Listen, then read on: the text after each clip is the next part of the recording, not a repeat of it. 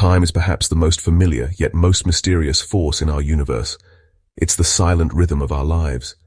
We feel it in the steady beat of our hearts, and see it in the slow turning of the seasons.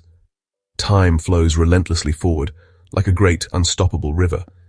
It carries us from the past, through the present, and into an unknown future.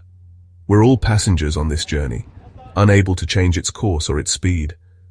This constant one-way flow is something we take for granted.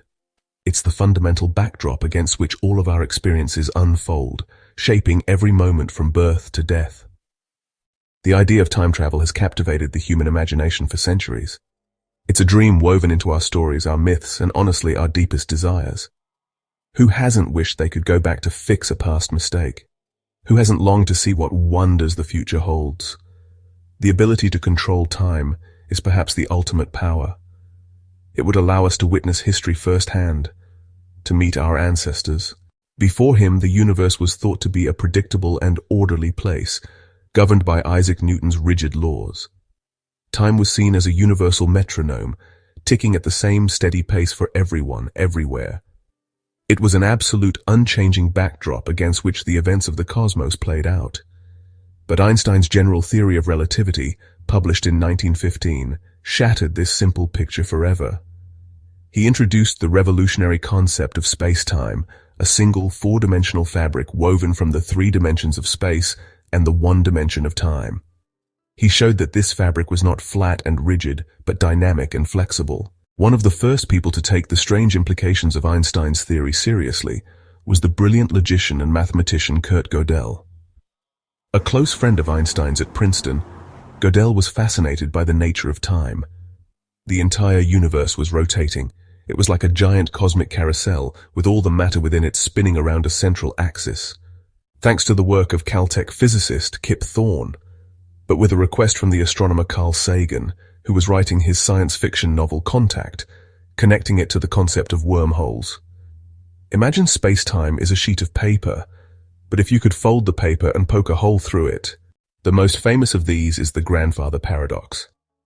Imagine you build a time machine, travel back to a time before your parents were born, and you find your own grandfather as a young man. So imagine you are a great admirer of Ludwig van Beethoven, carrying with you the sheet music for his magnificent Fifth Symphony. This raises a bewildering question. This was a concept famously proposed by the physicist Stephen Hawking. This law, he argued, would act as a kind of cosmic sensor, effectively preventing the formation of closed time-like curves. One of the most intriguing ideas comes from the many worlds interpretation of quantum mechanics. Instead, your action would cause the timeline to branch into a new separate universe. This elegant solution neatly sidesteps the contradiction.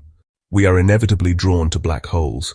These are known as Kerr black holes. A Kerr black hole drags the very fabric of space-time around with it as it spins. Exotic matter with negative energy density. The Casimir effect, for example, is a real measured phenomenon. The challenge, however, is immense.